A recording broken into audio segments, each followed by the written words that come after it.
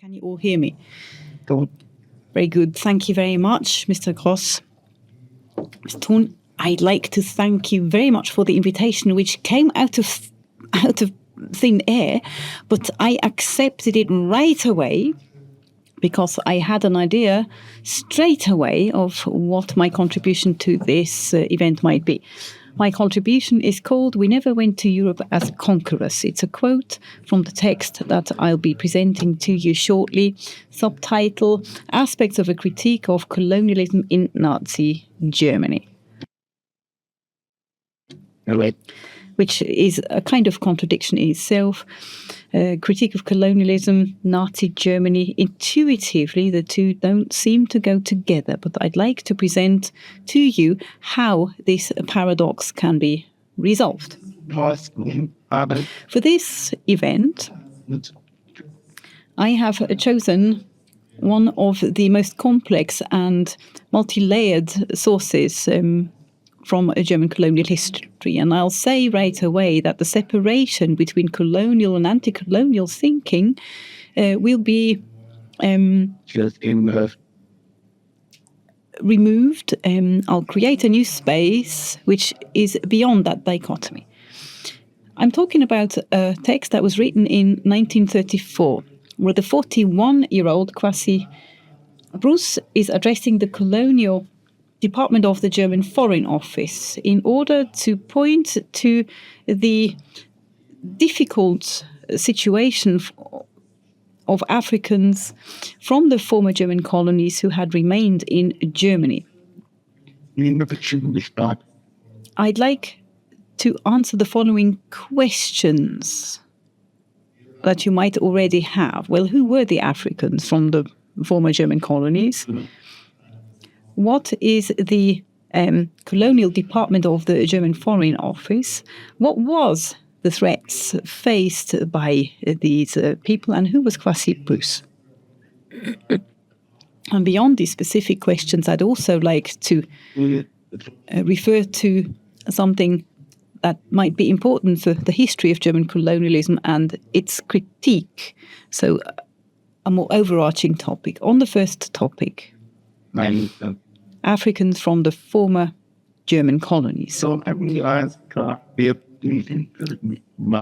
the around 30-year period of formal German colonialism from 1884 to the First World War, from the very beginning and continuously,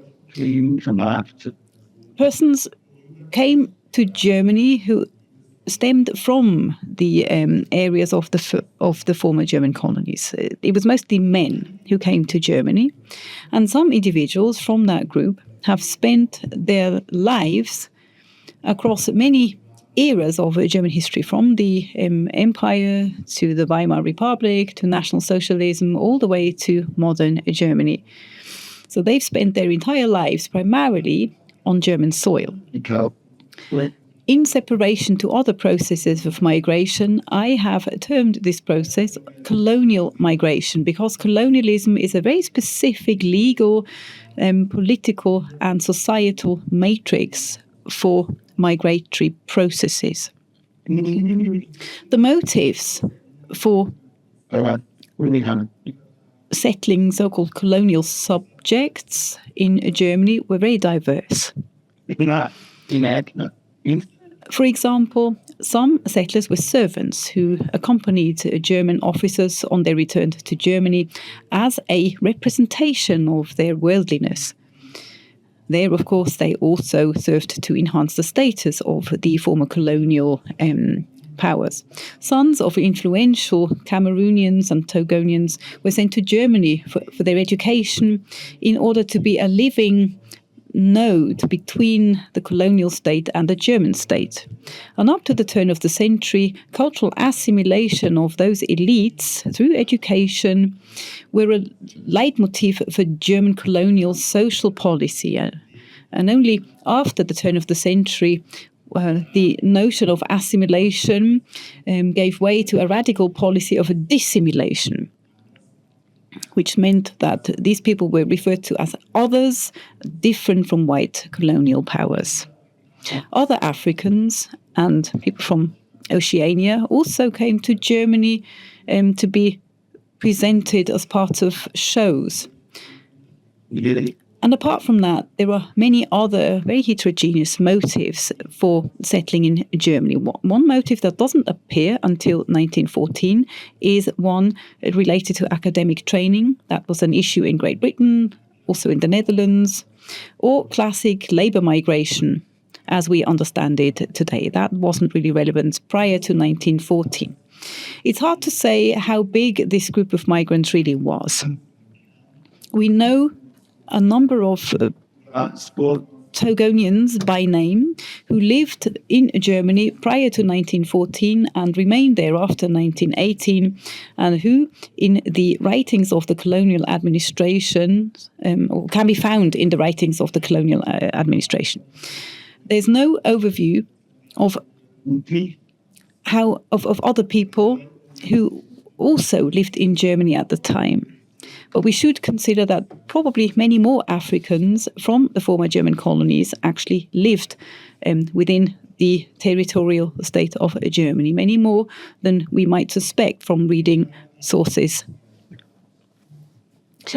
Now, the colonial department of the German Foreign Office. Why is there still a colonial department of a German Foreign Office long after the official end of the German colonial era? We heard the answer already. It was a complementary institution because there was still the hope that the German colonial Reich could be re-established. This so-called colonial revisionism of the interwar period is one element of the general revisionism of the conditions set down in the Treaty of Versailles. An administrative anchoring point, which is complementary to mass organizations, was really the colonial department in the government, which was part of the Foreign Office. This department was also a central point of contact for the Africans that had remained in Germany. This is why Kwasi Bruce addressed his letter to exactly that department. For this department, the Africans were an important contact point for revisionism.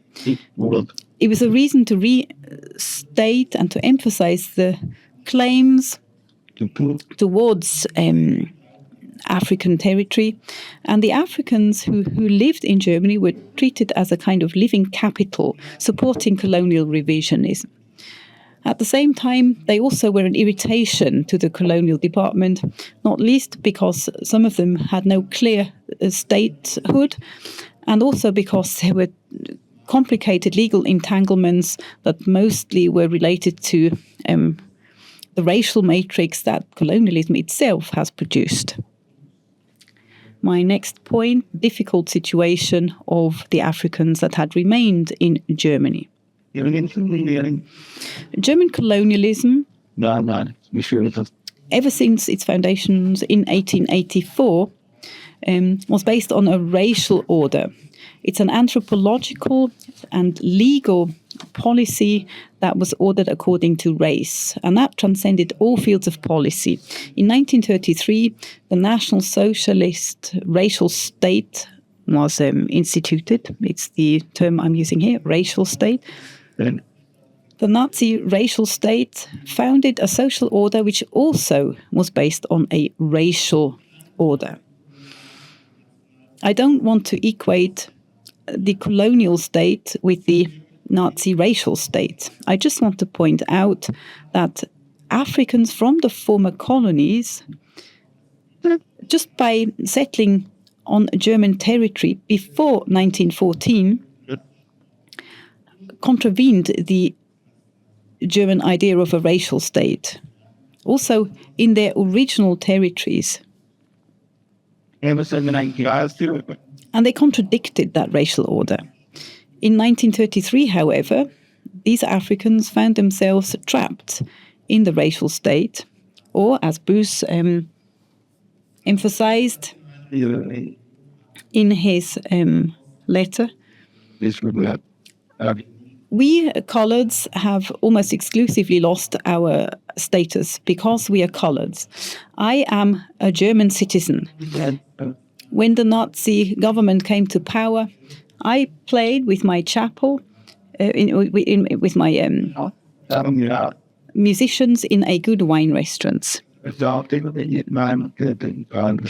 The owner of the restaurant then told me that he couldn't employ us anymore because we were coloured. In September, I had to stop playing. And also my participation in the World War as a volunteer and 2 years of internment as a prisoner of war could not encourage him to reconsider this decision. My skin colour was in his way. End of quote. Bruce points to mechanisms of exclusion before there was laws supporting such exclusion. The racial political laws that had been passed by 1934 weren't actually affecting Africans at that point. What then became relevant were the Nuremberg laws of September 1936. So really at that point in 1934, it was still very much about moods and obedience of German citizens who somehow turned people with a different skin colour into others, independently of where they came from, simply reducing them according to their anthropological group. Between 1936 and 1940, the so-called German Afrika-Schar brings together the Africans. There, in the tradition of old shows, Africans are presented as indigenous peoples from Africa and the oceanic regions who seemingly stuck to their own traditions, and therefore this had to be displayed to the German population, and they were actually made to travel, made to tour the whole of Germany to be displayed a bit like in shows. And they even had to agree that their traditions really still were African. So this was a political measure. Racially and politically, the Africans were singled out and separated from Germans as a form of ghettoization. Socially, Africans were able to make an income by participating in these traveling shows, which meant they could support themselves. But from a colonial perspective, the Africans were still considered as subjects that had to be staged, so to speak, vis-à-vis the German state. So the fundamental thought of their usefulness was what drove a lot of these events. So who was Kwasi Bruce? In his letter, he writes the following: I'm a pure African, born in Togo. When I was 3 years old, I came to Germany. I was taken in as a foster child by a childless couple of pure Aryan blood. Similar to every child of Aryan descent born in Germany, I enjoyed the type of upbringing that was given to all children of middle-class backgrounds in the pre-war period. I was baptized and confirmed in the Lutheran Church. End of quote. The relevant facts about his life are as follows. He was African by birth. He grew up in a white German environment. He was affiliated with the middle class and received a Christian upbringing shaped by Williamine society. Drawing on categories like purity and purity of race, Bruce actually remains within the framework of the racial policy that Nazism made into a state doctrine. And the ultimate goal of this doctrine was to purify the German national body and to protect it from racial mixing. In accordance with this line of thought, Bruce emphasizes the purity of his own origins and his parents' biological origins, and classifies his foster parents as Aryan. He doesn't call them German because he himself is a German citizen. But he's not an Aryan German in the sense of a racial category. In retrospect, there's little doubt that Bruce represents the hybridity that results from intercultural colonial contacts, and that he translates this hybridity into a very German historical context. He doesn't claim this hybridity for himself, however, because due to the Nazi racial policy, this could be dangerous to him. At the same time, he doesn't submit to the new racial policy or accepts his supposed inferiority. He reinterprets the essence of Nazi racial discourse to his own advantage because he claims to be of pure blood. So he interprets Nazi racial claims in his own way and kind of turns it on its head because he claims for himself to be pure blood, which means he's on an equal footing with pure Aryans. A historical, critical reading of Bruce's text still remains to be done. I just gave hints to this process by explaining some background. But because the text is so complex, this is a challenge. One thing I'd like to point out is that it is worth looking at the subversive patterns of thought that Bruce is developing in order to emphasize or declare his position as part of the Nazi discourse. The existing interpretation of this text, and there's several, drew linear relations to the victimization of Africans as a group, but not so much talked about their agency. In that sense, I'd like to give another example. We have seen that Bruce actually volunteered to join the war effort during the First World War. The military does play an important role, something that might look strange to us from today's perspective. At the point of the beginning of the First World War, Bruce is in Togo and he remembers. On 1st of August 1914, in the afternoon at 3 o'clock, we received a radio message in Togo that His Majesty had ordered the mobilization of all land and sea forces.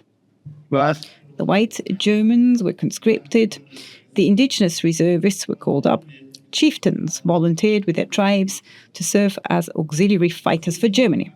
Christ. The force that was assembled that day in the German colonies was both black and white, but the majority were black. End of quote. With this description, Bruce makes the implicit demand that military participation includes civic participation. In other words, inclusion in the German military paved the way for Africans from the German colonies to join the community of German citizens, not just symbolically, but also under the citizenship law of the period, so legally as well. Bruce explicitly invokes the coalescence and becoming one of the metropole and colony, of black and white, of Germans and Africans. And he no longer sees any class distinctions in Germany, only Germans. He says, from the throats of hundreds of black soldiers burst forth a song in German that was sung under the same circumstances at the same hour by millions of white German soldiers in the mother country, the Watch on the Rhine. End of quote. Bruce knew about the special situation of the military and that privileges came from joining the war effort. Privileges that he also claims for himself.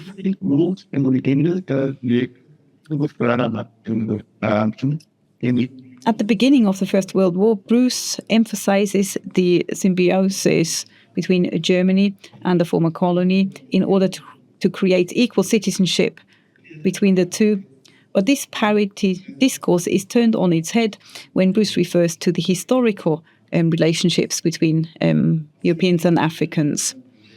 From the consideration of a longue durée, he takes up a fundamentally critical position, beginning with the transatlantic slave trade. He says thousands of Africans were transported to the Americas as slaves. Thousands of these pitiful creatures died in transit. Europe brought its restlessness to our continent and deprived us of our inner peace. We were forced to skip centuries of cultural development, since the white man did not adapt to us, but we to him. End of quote. It's striking in this passage that Bruce switches roles. He no longer speaks as a German citizen, but refers to Africa as our continent. Bruce also reverses the Nazis' victim-perpetrator paradigm, which branded non-Aryans as the aggressors against the German people. I quote, "We Africans aren't aware that we ever knowingly harmed the white race in general or Germany in particular. We never went to Europe as conquerors or attempted to wage war against or exploit Europe. Europe came to Africa and gave Africa the missionary's Bible, the merchant's ledger, and the white man's legal code." End of quote. Other motives of the letter refer to the concept of civilization, gender relations, and behaviors vis-à-vis Great Britain and the Netherlands. So this letter is not a call for help. It's actually a rather confident way of stating one's position. It's a self-confident analysis of the relations between the former colony and Germany on German soil after 1933. This was at a time when colonialism had already had its day, but it still anticipates the reinstitution of colonialism at a later stage. In his final plea, Bruce is not expecting anything. He says, black men don't just know careless smiles, they also know tears. He is calling for a recognition of his needs. He is asking the German people not for grace, but for justice. From my perspective, there's a number of reasons why this multi-layered text and its reference to a small group of people deserves historiographical attention. And that brings me to the end of my presentation. First of all, we only have very few written sources that have been handed down to us, written by African people who lived in Germany at that time. That such a critical text was written during the early stages of Nazism is perhaps counterintuitive. I tried to show how diction and messages contained in the letter pick up central discourses of the Nazi regime, assimilate it, so to speak, but also act more subversively, turn them on their head. But there's also historiographical perspectives beyond Nazism that are important. As is usual in microhistory, the group that I have focused on can act as a window to give us access to other historiographical lines. I'd like to name local and everyday relations. As individuals and as groups, they were part of a multifaceted everyday culture, mostly living in larger cities in Hamburg, Berlin and Munich, but not only in cities, also in rural regions in Thuringia and elsewhere. For their neighbours, they were the embodiment of a world beyond local situations, just as we now know, or as we know is the case with all migrants. There's also the national state dimension. With the beginning of German colonialism, the question has always been, what is the legal relation of the German state vis-à-vis the colonial subjects? It was a highly ambivalent event. They weren't foreign, they weren't Germans. They were somehow in an interstitial state, in a kind of third category, in a third space that was in between civic relation. And my proposal is that this space was kept open on purpose because it served those in power. When it came to colonial migration, i.e. migration that hadn't been planned, the migration of former colonial subjects to the territory of Germany, all those topics came into increasing focus. Also, not least, under social legal aspects, which needs to be considered in addition to racial considerations. But of course, we shouldn't forget that the racial order was always also a social order, and that race and class are two terms that cannot be separated. The question of statehood is not just a question of identity for this group, but from a state's perspective, the question was who actually pays for any costs that these persons might incur. A third point, there's historiographical lines that take us to global history, because the colonial migrants were always served functions of the colony. They were modern individuals that lived private lives, whether they were soldiers coming to Germany or objects that could be shown as part of traveling shows. They were always seen as a bridge to the German colonies. They were instrumentalized, in other words, politically, as strange as these logics might seem today. In that sense, a local and global history interlinks with cross-cutting historical concepts of ethnicity and race. We see nodal points that are not just instrumental for the German colonial history, but also the migrational history of the 19th century overall. Thank you for your attention.